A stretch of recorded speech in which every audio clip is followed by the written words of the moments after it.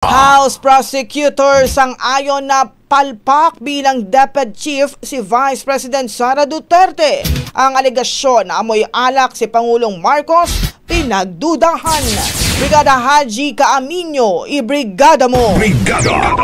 Live report! Palpak ang pamumuno ni Vice President Sara Duterte sa Department of Education. Ito ang tahasang inihayag ni House Committee on Good Government and Public Accountability Chairman Joel Chua sa isang panayam ngayong araw. Matapos idepensa ni Duterte ang sarili sa complete failure remarks noong siya ang DepEd Secretary.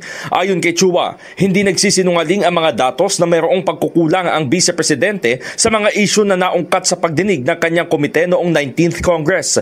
Kabilang narito ang classroom shortage, problema ng mga guro, expired na Nutriban at hindi na i-deliver na laptops. Ipinunto ng kongresista na sanay nasolusyonan ito ni VP Sara noong siya pa ang pinuno ng ahensya, ngunit tila iba ang kanyang naging prioridad. Duda rin si Chua sa ibinunyag ng pangalawang Pangulo na amoy alak umano si Pangulong Bongbong Marcos nang magsumite siya ng resignation bilang DepEd Chief.